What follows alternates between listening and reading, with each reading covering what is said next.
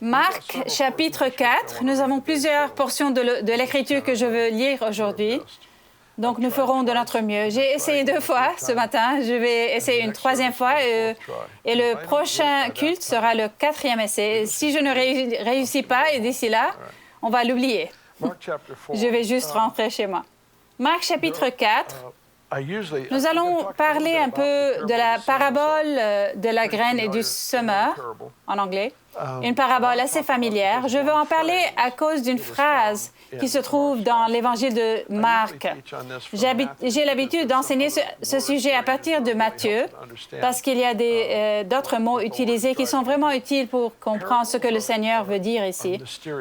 Les paraboles sont mystérieuses, elles sont intéressantes car elles ont été données à la fois pour illustrer et aussi pour dissimuler la vérité. La même histoire cacherait la vérité à ceux qui ne sont pas prêts à obéir et la révélerait à ceux qui sont prêts à obéir. C'est la pitié de Dieu de retenir leur compréhension, de retenir la révélation des personnes qui ne sont pas prêtes à obéir, parce que s'il envoie par hasard une révélation accrue à tout le monde, il augmente leur responsabilité et leur obligation de rendre des comptes. Par conséquent, augmentant leur jugement.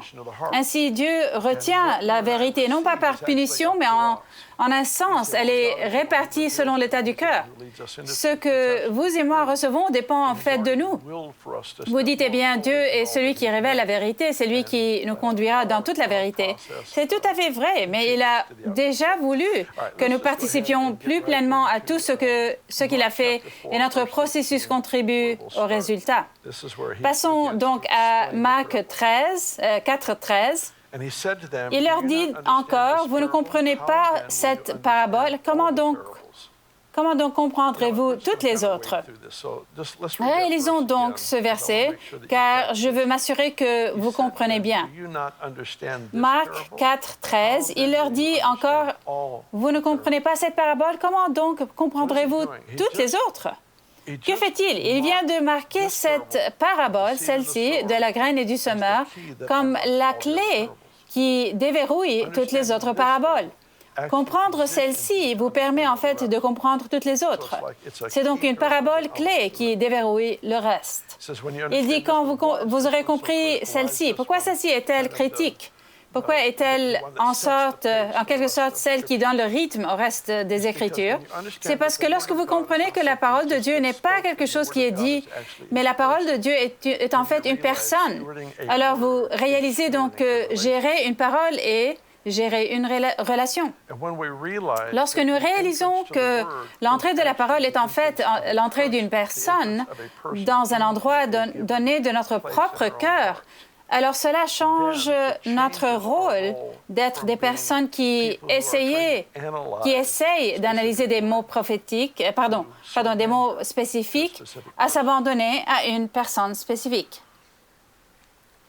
Relisons ça, puis nous descendrons dans l'histoire. Verset 13, encore une fois, il leur dit encore, « Vous ne comprenez pas cette parabole? Comment donc comprendrez-vous toutes les autres? Le semeur sème la parole. » Il compare donc la graine à la parole de Dieu. Certains sont le long du chemin où la parole est semée. Dès qu'ils l'ont entendue, Satan vient et enlève la parole qui a été semée en eux. Arrêtez-vous juste là. Nous allons juste passer en revue chaque verset. Ainsi, lorsqu'il parle de graines semées sur le bord d'un chemin, à l'époque de la Bible, les cultures étaient différentes d'aujourd'hui. Aujourd'hui, nous labourons un champ, puis nous plantons la graine. À l'époque biblique, ils jetaient les graines, en fait, et ensuite, ils labouraient. Et lorsque les allées étaient très fréquentées, elles étaient si denses que la charrue ne pouvait pas tourner les graines. Donc, ces graines se sont littéralement posées sur la surface du sol, et les oiseaux sont venus et les ont prises. Pourquoi? Parce qu'elles n'ont pas été plantées dans le sol lui-même. Il est dit, lorsque la personne n'a pas compris la parole qui lui a été donnée, alors l'ennemi est venu comme un oiseau et a volé la semence. La compréhension était ce qui permettait à la graine de pénétrer dans le sol. Ce qui est fascinant à ce sujet, j'ai fait une étude de mots sur la version de Matthieu il y a des années et j'ai découvert que le mot « comprendre » signifie en fait un apprentissage qui se fait par les 5 sens naturels. Qu'est-ce que ça veut dire? Cela signifie que ce que Dieu dit doit être transposé dans l'expérience humaine concrète. Sinon, il est exposé au grand jour pour que l'ennemi le vole. En d'autres termes, nous pouvons entendre des choses, disons prendre soin des pauvres ou nous pouvons entendre le message, nous pouvons dire Amen. Nous pouvons tous tout faire intellectuellement pour être d'accord avec cela. Mais s'il n'est pas introduit dans l'expérience humaine pratique, la vie de ce mot sera en fait volée. Il faut que ça me pousse à agir. Verset 16, de même d'autres reçoivent la semence dans un sol pierreux. Quand ils entendent la parole, ils l'acceptent aussitôt avec joie, mais ils n'ont pas de racines en eux-mêmes. C'est une phrase fascinante. J'aime cette phrase et je ne sais pas ce qu'elle signifie, mais je l'aime vraiment. Ils n'ont pas de racines en eux-mêmes. Ils sont les hommes d'un moment et dès que surviennent les difficultés ou la persécution à cause de la parole, ils trébuchent. Voici une chose intéressante. La persécution, la tribulation, les difficultés de la vie surviennent, se réveillent à cause de la parole qui a été prononcée dans votre vie.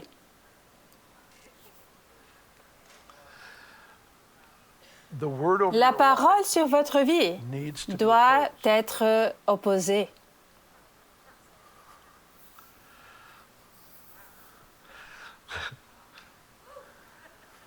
Je suis juste ici pour vous encourager. Je suis juste ici pour bien vous servir. La parole sur notre vie, nos vies, a honnêtement besoin d'opposition. Pourquoi? Parce que vous avez besoin d'options. Si vous n'avez pas d'option, il n'y a pas de base pour la récompense. Il peut vous donner des dons au hasard, mais il veut vous récompenser parce que c'est la nature d'un Père. Ceux qui croient doivent croire que Dieu existe et qu'il récompense. Il y a un aspect de la nature du Père qui ne peut être révélé que lorsqu'il récompense un fils ou une fille pour un bon choix. Et quand vous n'avez pas d'option, il n'y a pas de base pour la récompense. Donc, une parole prononcée sur ta vie, tu vas voir des gens guérir, par exemple, et de grands miracles vont se produire à travers ta vie. Et le mois suivant, un de tes amis est très malade et mourant, et tu pries pour lui, mais rien ne se passe. Je ne prophétise pas cela, mais je dis juste que c'est la vie. La plupart d'entre nous sont passés par ce scénario exact. Quelle est l'idée? Vais-je croire ce que Dieu a dit sur ma vie? Ou vais-je prêter mon cœur, ma force émotionnelle, mon attention à la parole qui le contredit? Si je fais cela à ce moment précis, j'ai donné mon autorité à ce qui est inférieur et cela sape ce qui a toute autorité.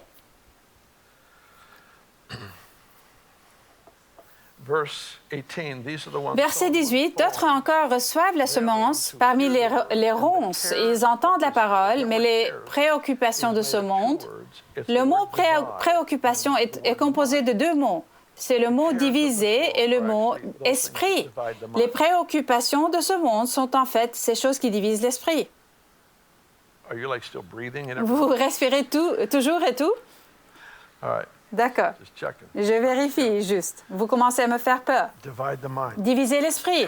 En revanche, si vous aimez écrire vos propres notes de bas de page ou des références croisées dans votre Bible, faites une référence ici croisée avec le sermon sur la montagne où Jésus a dit « L'œil qui est en bon état unique, tout son corps sera éclairé ». Une déclaration très abstraite que Jésus a faite, l'œil qui est en bon état. Le mot « en bon état » ici est composé de 2 mots. C'est le numéro 1 et c'est le mot « voyage » en grec.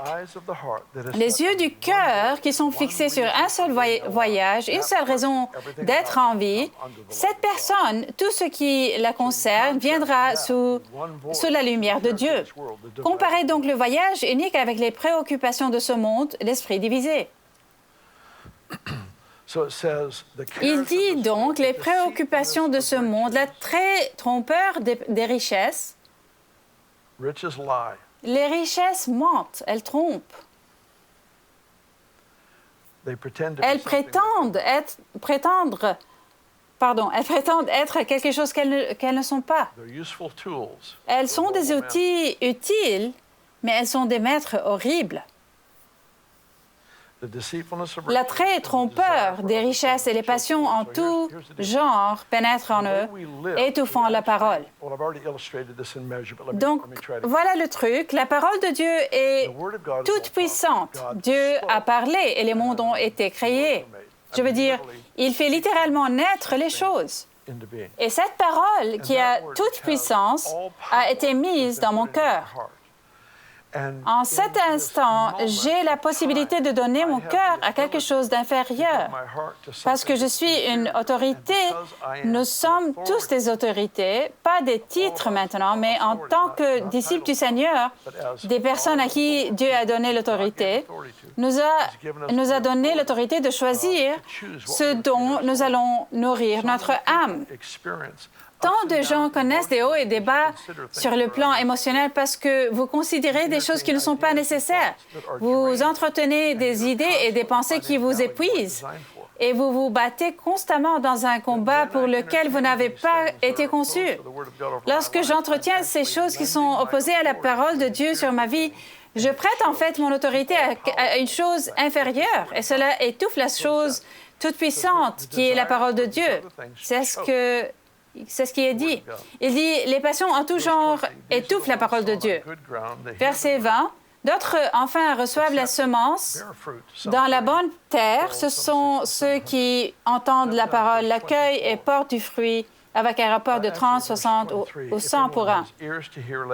Passez au verset 24, en fait, verset 23. Si quelqu'un a des oreilles pour entendre, qu'il entende. C'est juste une phrase intéressante. Elle est partout dans le Nouveau Testament. Dans la parabole de la graine et du semeur, il y a 4 groupes de personnes. Ils ont tous entendu, mais un seul d'entre eux a entendu. Ils ont tous entendu, mais un seul d'entre eux a entendu, vraiment. Avec le cœur. 3 sortes de terrain illustrent la personne qui n'écoute qu'avec ses oreilles et non avec son cœur. Mais le dernier, parce qu'il a été capable de produire des fruits éternels, a entendu avec abandon. L'humilité et l'abandon sont la condition du sol qui rend la parole de Dieu pleinement efficace. Donc, verset 24, il leur dit encore, prêtez bien attention à ce que vous entendez. On utilisera pour vous la même mesure que celle dont vous vous serez servi. Et on y ajoutera pour vous qui écoutez. En effet, on donnera à celui qui a, mais à celui qui n'a pas, on enlèvera même ce qu'il a. Regardez encore le verset 24. Prêtez bien attention à ce que vous entendez. On utilisera pour vous la même mesure que celle dont vous vous serez servi. Et on y ajoutera pour vous qui écoutez. Souvent, nous voyons des personnes qui ont un style de vie fondé sur la révélation continue des Écritures. Et nous attribuons cela à un don et non à une mesure. Souvent, nous voyons des gens qui s'épanouissent dans la révélation, la connaissance de l'Écriture, et nous supposons simplement que c'est juste le don que Dieu leur a donné. Peut-être, mais c'est peut-être aussi la mesure qu'ils ont fixée, parce qu'il dit « tout ce que vous avez, on vous en donnera de plus ». Les mesures ont 2 natures, 2 fonctions, comme je le comprends. L'une est la quantité, une tasse de farine, par exemple, un gallon d'essence, 1 litre d'essence. Vos enfants ne peuvent pas faire ce tour s'ils ne font pas cette taille. C'est la quantité. Donc, il y a la quantité et puis il y a la qualité. Il y a une mesure de la qualité où vous êtes sur une ligne, par exemple, où toutes ces pommes passent et vous enlevez toutes celles qui ont des taches brunes et le reste est vendu, par exemple. C'est une mesure de qualité. Vous pouvez prendre n'importe quelle personne, disons, qui a un penchant pour les ragots. Ils aiment juste les ragots. C'est une mesure dans leur vie. Vous attirez toujours ce que vous valorisez.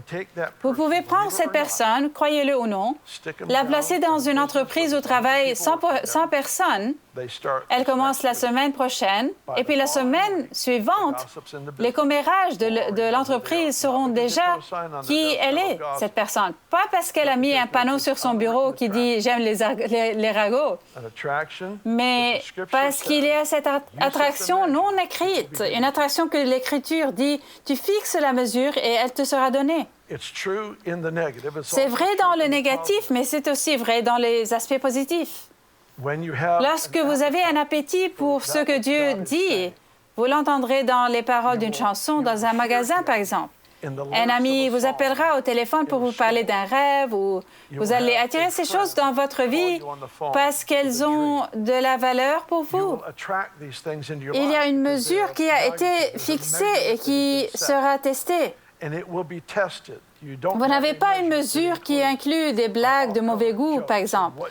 Que faites-vous donc à ce moment-là lorsqu'elle est partagée? Renforcer la mesure augmente en fait la provision. Je vous ai dit pendant des années ce que j'essaie de faire avec les paroles prophétiques sur ma vie. Je les passe en revue. Je m'entraîne 5 ou 6 jours par semaine et pendant que je m'entraîne, la plupart du temps, je joue des paroles prophétiques. Parfois, je vais jouer d'autres choses, mais j'ai cette écoute permanente parce que je ne peux pas me permettre d'avoir des pensées dans ma tête à mon sujet qu'il n'a pas dans sa tête à mon sujet. Je ne veux que renforcer ce qu'il a déjà déclaré.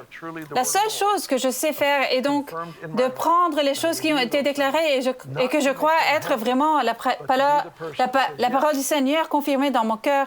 Et je les passe en revue, pas pour les faire se produire, mais pour être la personne qui dit oui. Il ne donne pas d'informations pour nous rendre plus intelligents. Il n'est pas si préoccupé par notre intelligence, mais il est préoccupé par ma ressemblance avec le Christ. Et quand il parle, c'est toujours pour me changer, c'est toujours pour m'équiper, c'est toujours pour m'habiliter, c'est toujours pour m'inviter, c'est toujours pour le profit. Donc, ici, il dit, en effet, verset 25, on donnera à celui qui a, mais à celui qui n'a pas, on enlèvera même ce qu'il a.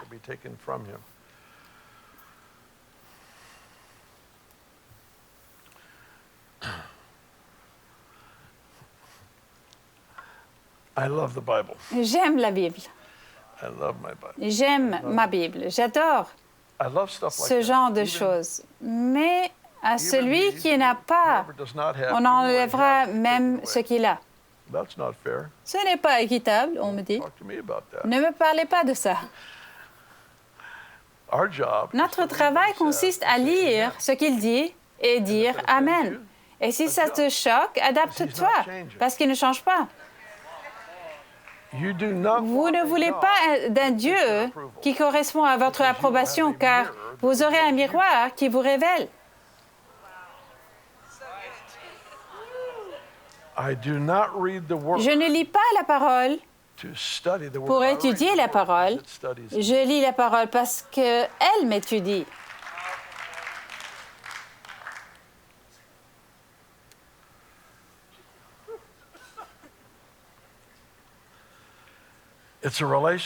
C'est un voyage relationnel. C'est vivant.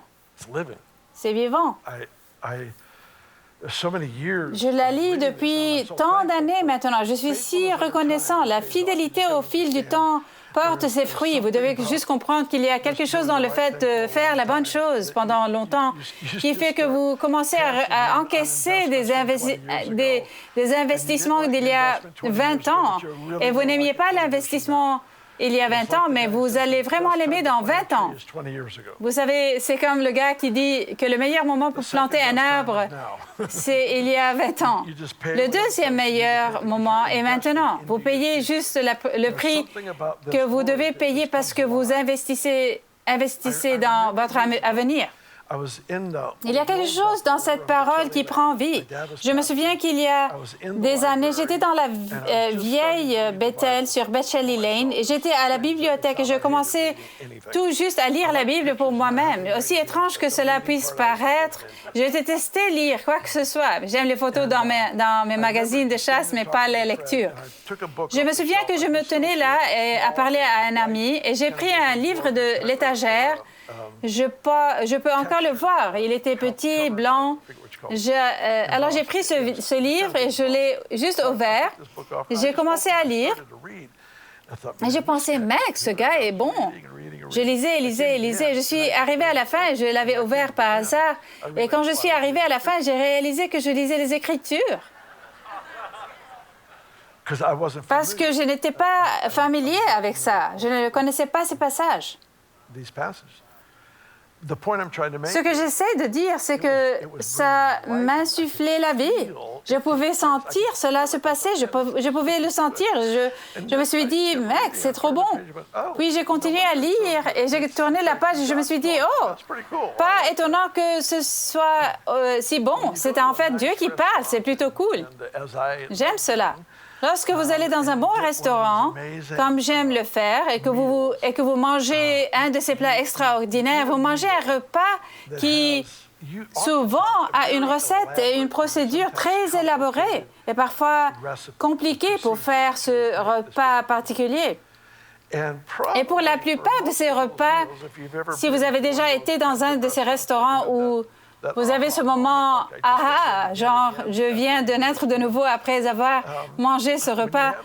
Quand vous avez un moment comme ça, la vérité est que si vous deviez voir ce qu'il y avait dans la recette, probablement la moitié des ingrédients, vous ne mangeriez pas seul. Ne vous contentez pas de lire les passages sur Jésus qui vous plaisent. Lisez aussi les parties qui vous dérangent. Pourquoi? Parce que tout est réuni en un seul et unique repas. D'accord. Je me sens mieux après avoir dit ça. Ouvrez avec moi au premier chapitre de Jacques. Je ressens ce besoin et cette urgence. Je ne ressens pas l'urgence dans un sens de panique, mais je ressens l'urgence dans le sens d'une opportunité d'entendre ce que le Seigneur dit, parce que cela sera la vie pour nous dans cette prochaine saison.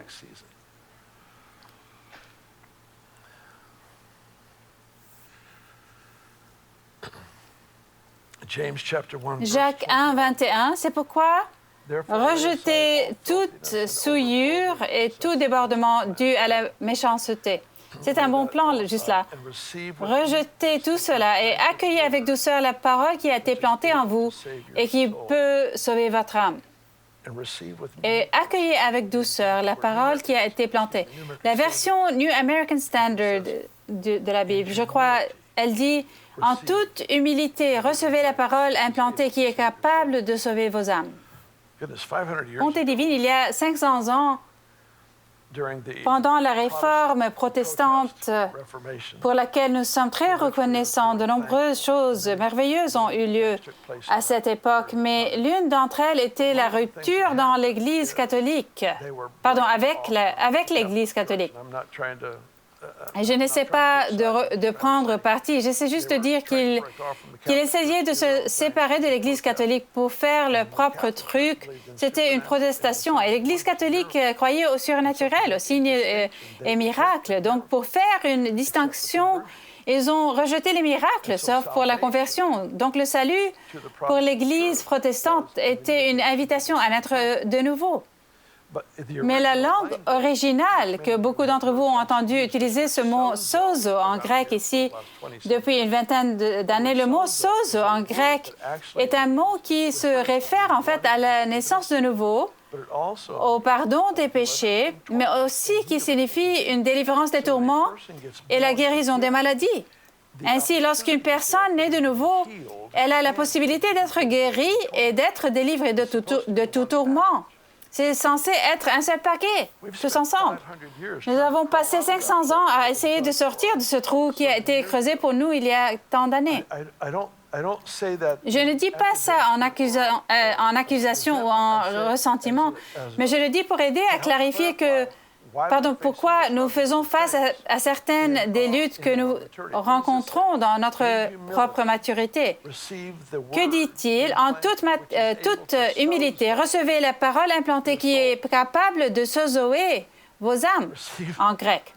En toute humilité, recevez la parole implantée.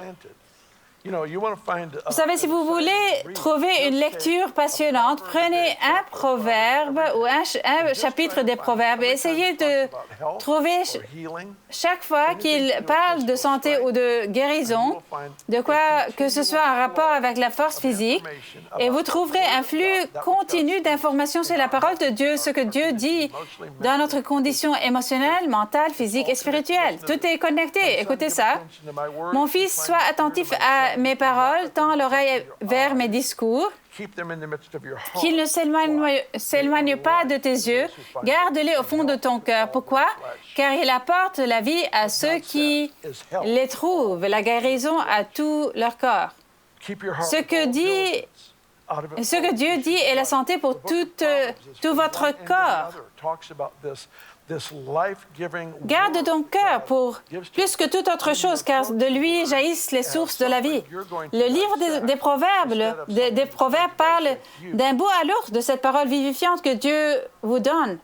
Mais lorsque vous abordez la parole comme quelque chose que vous allez disséquer au lieu de quelque chose qui va vous disséquer, nous étudions souvent à la recherche d'informations pour réaffirmer ce que nous croyons au lieu de lire la parole pour être transformés. C'est une parole vivante. Elle est vivante. Ceci est Jésus. La Bible est Jésus imprimé.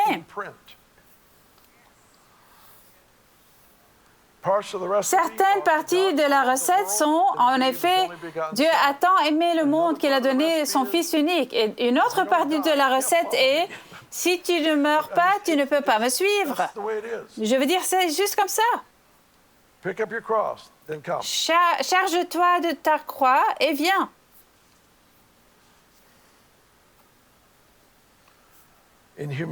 En toute humilité, recevez la parole implantée qui est capable de sauver vos âmes. Il est intéressant de noter que dans 1 Thessaloniciens 2:13, il dit la parole de Dieu, le mot qu'il utilise ici est agissant. C'est la parole efficace et agissante de Dieu dans votre cœur. Le mot pour agissant est l'énergie de Dieu. Alors, imaginez cela comme ça. Dieu est une énergie et il ne s'épuise pas. Quand il y a du vent, il ne l'éteint pas. Il n'éteint pas l'énergie. Les incendies ne l'effraient pas. L'énergie de Dieu est contenue dans la parole qu'il prononce. Voici le point. Un de nos gars a partagé ce matin un grand témoignage.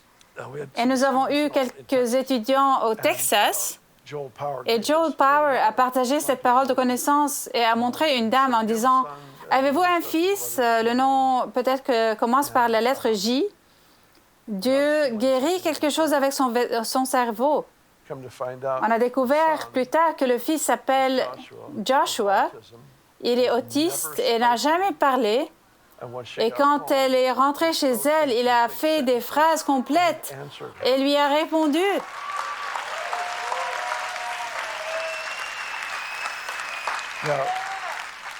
Or, vous pouvez dire ces mêmes mots à partir de maintenant jusqu'à ce que Jésus revienne et que rien ne se passe. Mais quand ils proviennent du cœur du Père, nous voulons tous dire ces mots, des mots qui changent la vie, mais d'abord, vous devez entendre des mots qui changent la vie. Vous voyez, il a le cœur pour changer, pour façonner le cours de l'histoire, pour changer la vie des gens autour de nous. Il en a le désir, il ne manque pas d'envie, il ne manque pas de vision. Il a déjà tout mis en œuvre pour qu'il y ait des solutions. Il attend juste des gens comme vous et moi qui entendront et diront ce qu'il a dit. D'accord, Hébreux 4, nous en ferons notre dernière partie des Écritures. Hébreux 4.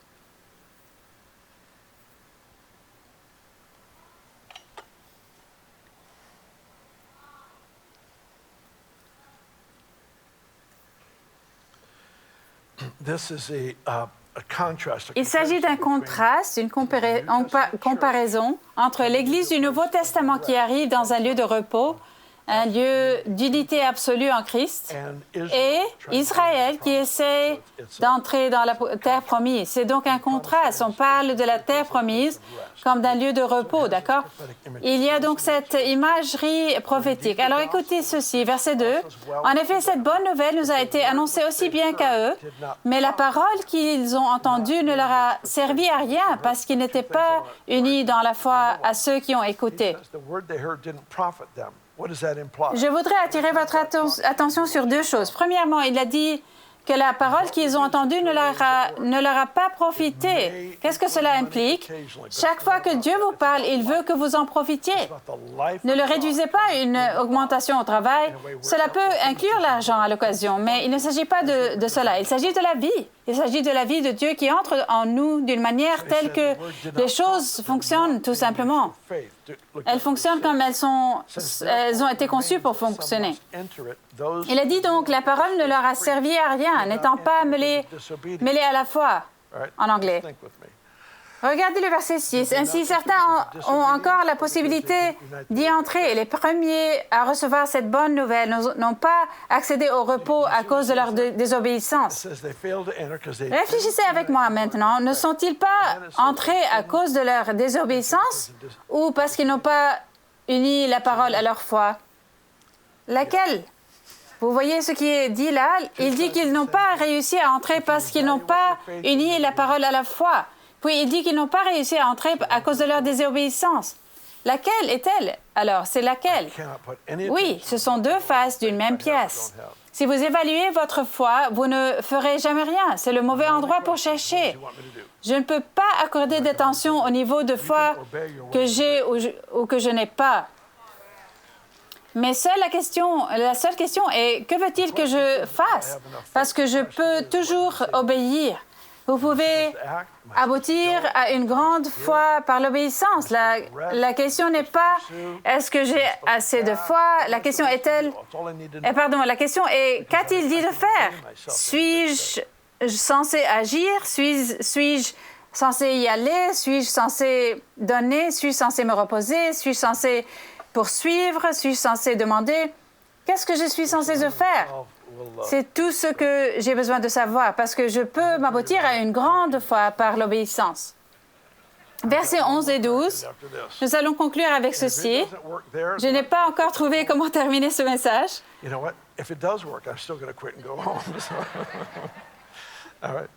D'accord. Versets 11 et 12. Empressons-nous donc d'entrer dans ce repos afin que personne ne tombe en donnant le même exemple de désobéissance. En effet, la parole de Dieu est vivante et efficace, plus tranchante que toute épée à deux tranchants, pénétrante jusqu'à séparer âme et esprit, jointure et moelle. Elle juge les sentiments et les pensées du cœur. Très bien. Prenons cette dernière phrase-là. La parole de Dieu juge les sentiments et les pensées du cœur. En anglais, les intentions du cœur. Ce n'est pas dire la parole de Dieu vous aide à discerner les pensées et les intentions d'une autre personne. J'ai entendu quelqu'un dire récemment que la parole de Dieu ne nous permet pas de discerner les pensées et les intentions d'une autre personne.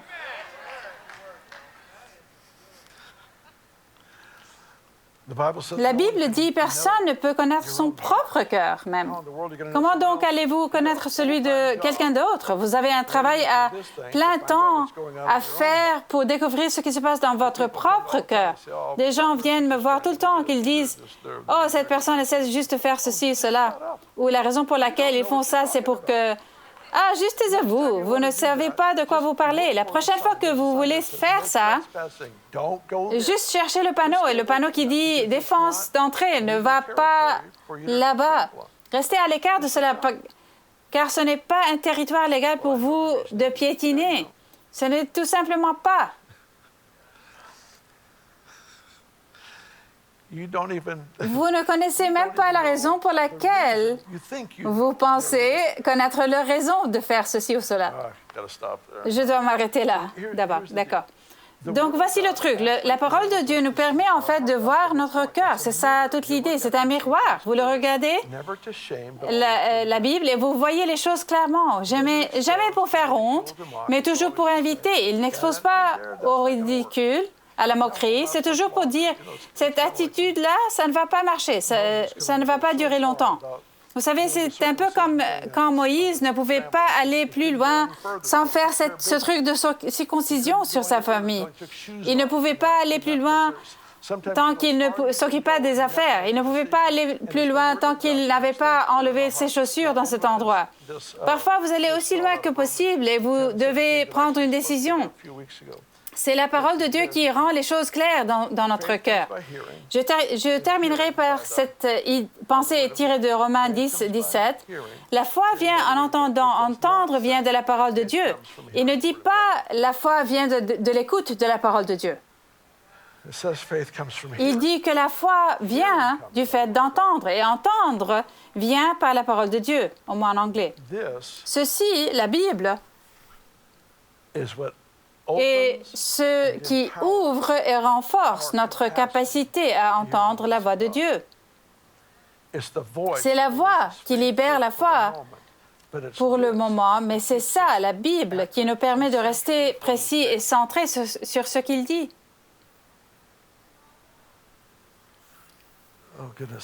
Bonté divine, vous savez, je m'éloigne du sujet, mais j'ai quelques minutes.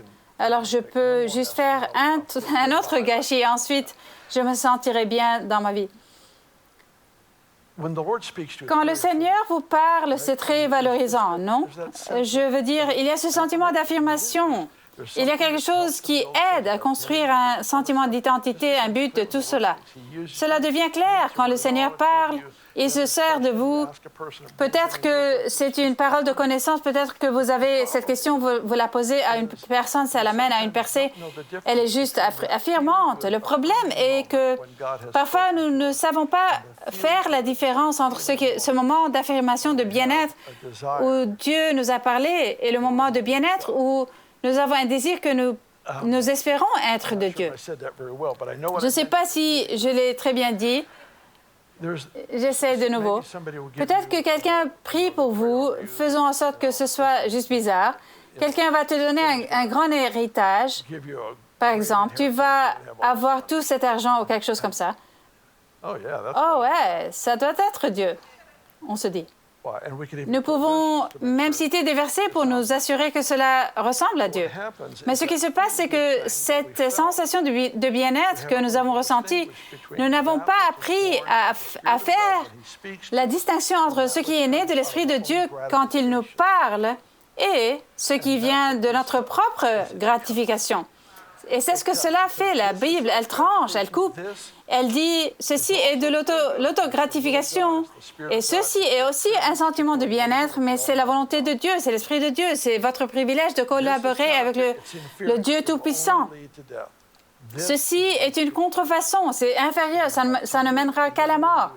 Mais ceci est vivifiant, il donne de la vie à vous et à tous ceux que vous influencez. La parole de Dieu tranche. Je crois que c'était ma troisième conclusion. Je suis presque sûre que je vais m'y tenir. Levez-vous avec moi, s'il vous plaît.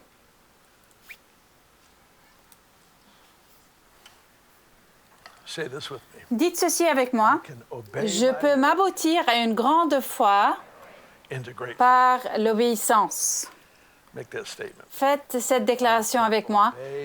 Je peux m'aboutir à une grande foi par l'obéissance.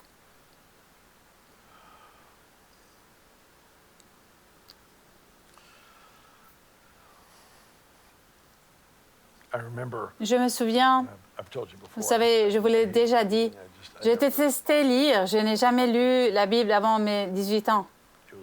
Je me souviens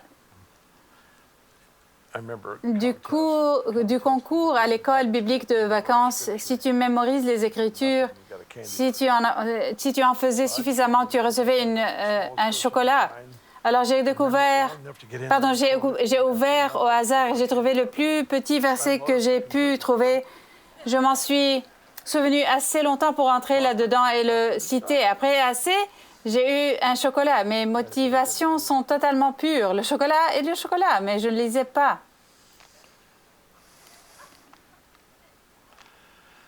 Happy Mother's Day, Kathy. Bonne fête des mères, Cathy. Happy Mother's Day to Bonne fête des mères à ma maman, all of you. à ma femme et à vous toutes. Soyez bénis.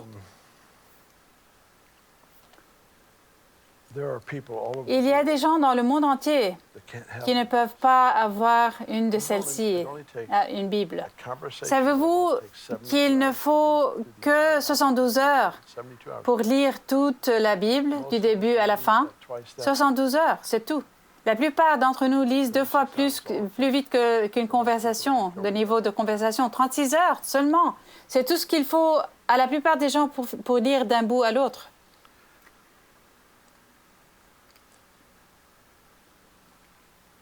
It's not complicated, Ce n'est pas compliqué, but it is alive. mais c'est vivant.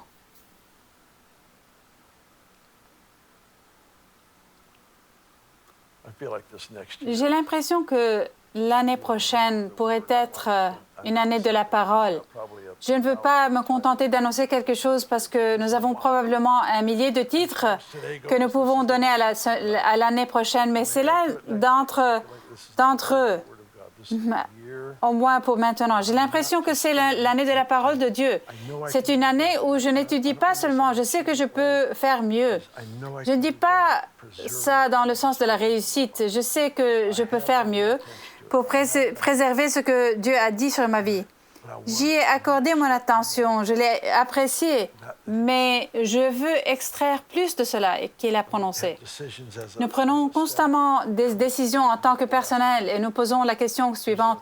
Y a-t-il une parole prophétique à ce sujet? the Lord said. Qu'a dit le Seigneur? Qu'est-ce que nous avons? Go back in history to a word Parfois, nous remontons dans l'histoire jusqu'à une parole reçue il y a 30 ans ou if you set pareil. Mais le fait est que si vous fixez la mesure, vous l'attirerez. Si vous vous fixez comme objectif, voici ce que j'apprécie dans ma vie, cela viendra à vous. Vous attirez ce que vous valorisez. Le Seigneur vous parlera dans 5 ans, dans 10 ans. Vous aurez un carnet de choses que le Seigneur a déclarées sur votre vie et qui seront la vie même pour vous. Ce sera du pain pour votre âme. Ce sera des trucs dont vous vous nourrissez. Vous direz, j'ai une décision difficile à prendre. Tout ce que je veux, c'est la volonté de Dieu. A-t-il déjà parlé ou est-il sur le point de parler à nouveau? C'est tout ce que j'ai besoin de savoir. A-t-il déjà parlé? S'il l'a fait, alors je dois voir ce qu'il veut que je fasse. Nous faisons ça tout le temps. Il y a quelques années, David Wagner a prononcé cette parole, ou Bob Hazlett a prononcé cette parole. Nous comparons le moment où nous nous trouvons maintenant avec ce qu'il a été dit. Parfois, c'est le verset mis en exergue que quelqu'un partage dans le cadre de la dévotion du personnel. Ils diront juste ce verset m'a marqué ou j'ai fait ce rêve la nuit dernière ou autre. Vous devez gérer ces choses. Ce ne sont pas des moments de divertissement temporaire. Ce sont des engagements avec le cœur de Dieu. Je veux bien gérer ce qu'il a dit, ce qu'il dit parce que ses plans sont au-delà de la portée de mon imagination et de la portée de ma foi. Il a déjà promis que c'est là qu'il travaillera. Je ne veux juste pas rater ma chance. Je ne m'attends pas à le comprendre. Je ne veux certainement pas le diriger, mais je veux juste être impliqué. Je veux juste être dans la pièce. Alors, Père, c'est ce que nous prions, que cette parole, cette merveilleuse parole de Dieu, que tant de gens dans le monde ne peuvent pas apprécier parce qu'elle est illégale. En fait, je vous le dis, les amis, si nous ne changeons pas certaines choses dans notre propre pays, ce livre est sur le point d'être étiqueté comme un discours de haine. Je ne dis pas cela par souci de panique ou de peur, je dis juste pour que nous devons être responsables. Nous devons être responsables.